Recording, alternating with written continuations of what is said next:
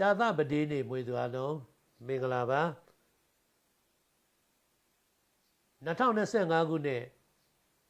ဧပြီ15ရက်ကနေ21ရက်နေ့အတော်တွင်မှာအပြိုင်ဆိုင်နေကြားတဲ့တိုးတက်မှုလမ်းကြောင်းတွေပေါ်လာနေမယ်တခါမှမလုပ်ဘူးတဲ့ကိစ္စဒီအချိန်လုံးဖြစ်နေမယ်မရွယ်ထားပဲဆောင်ရွက်လိုက်တဲ့ကိစ္စထူးခြားတဲ့အကျိုးဆက်ကောင်းဖြစ်ရရှိလိမ့်မယ်ဆောင်ရွက်လိုက်တဲ့ကိစ္စအနေကျိုးဆက်ကောင်းကိုရရှိလာနိုင်မယ်သုံးစွဲလိုက်တဲ့ငွေကြေးကနေကောင်းသောအကျိုးဆက်တွေပြန်လည်ရရှိနိုင်မယ်ကိုကနေကူညီလိုက်တဲ့သူအောင်မြင်သွားလိမ့်မယ်အရာဝေးကိုသွားဖို့ကိစ္စစီစဉ်တာအဆင်ပြေလိမ့်မယ်ပိတ်နေတဲ့လမ်းကြောင်းကိုပွင့်ပြီးတော့ဘဝတလန်းတစ်ခုကိုဖန်တီးနိုင်လိမ့်မယ်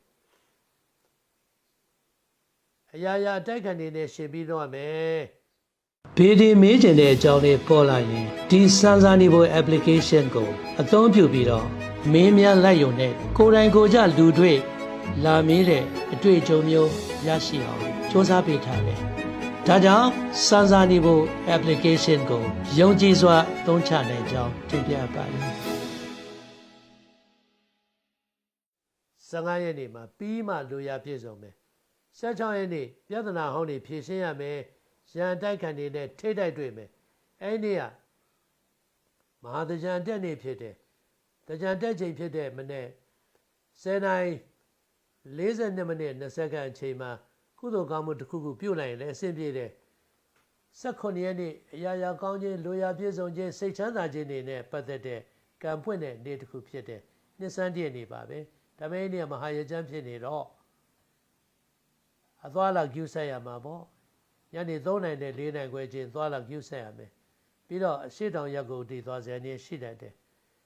18ရက်နေ့မှာတော့ထူးခြားတဲ့ပြောင်းလဲတဲ့တိုးတက်မှုတွေရှိလာမယ်အရာဝင်းနဲ့ဆက်ဆက်ပြီးလုပ်တဲ့လုပ်ကြိုးပေးမယ်ဘဝကံတက်မယ်ဒါပေမဲ့အဲ့ဒီကငကဘော်ရက်နဲ့တိုက်နေတယ်တောင်ရက်ကိုတည်သွားစရာနေရှိတတ်တဲ့နေ့7နိုင်နဲ့10နိုင်ခွဲအတွင်းမှာတော့အနေလွှမ်းမိုးနေတဲ့သတိရှိရမှာပေါ့19ရက်နေ့မှာငွေကြေးကံလက်ကံကောင်းတယ်စီးပွားကံပွင့်မယ်လိုရာပြည့်စုံမယ်ဘဝတိုးတက်20ရက်နေ့ကတော့မှန်းနာနဲ့လက်တွေ့ကွာမယ်လုံးလိုက်တာအလုံးအလွဲလွဲချော်ချော်ဖြစ်မယ်နေကင်းကြော်ပြီးမှပြန်ဆင်ပြေမယ်21ရက်နေ့မှာဆုံးဖြတ်ချက်မှန်မယ်အလုံးတိုးတက်မယ်ဘဝရည်ရွယ်ချက်အောင်မြင်ခြင်းကံကောင်းခြင်းကိုမလွဲသေးချပေါက်ကျုံတွေ့ရပါလိမ့်မယ်တနင်္လာနေ့သောကြာနေ့စနေနေ့မွေးသူတွေကောင်းကျိုးပေးတယ်တနင်္ဂနွေဗုဒ္ဓဟူးနေ့မွေးသူများကြောင့်စိတ်နှောက်ယှက်တိုက်ခံလေးတွေရှိတတ်တယ်1-4ခွန်ကနန်းတွေကျိုးပေးတယ်အညိုရောင်ပြာရောင်မိခိုးရောင်တို့သုံးပြီးတော့လူရှိရကိစ္စတို့ကိုလုပ်ကိုင်နိုင်တယ်ကောင်းခြင်းကံကြမ္မာနဲ့တိုးတက်ခြင်းတွေရဖို့အတွက်ရွှေရည်မကြခဏလူဒါနပြုပေးလိုက်ပါကျေးဇူးတင်ပါတယ်